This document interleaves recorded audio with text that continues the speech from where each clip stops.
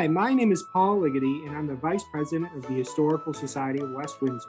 Our town turns 225 years old this year, and the entire town is celebrating.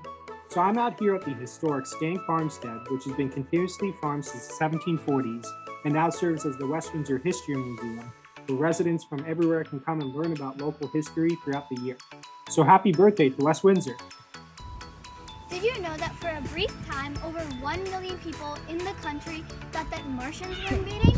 And here I am standing by the Builders Hill Historic Community, which serves as a site. I'm standing on the platform of the Windsor Junction train station. This train station is one of the most important locations in the formation of the West Windsor town. I'm at the Berrien City Fire Department. Berrien City was the first major development in West Windsor, and this fire department was the first building established. Hi everyone, my name is Maggie Walsh. I'm a volunteer with the Historical Society of West Windsor, and I'm standing here in the heart of Dutch Neck, right in front of the World War II Memorial.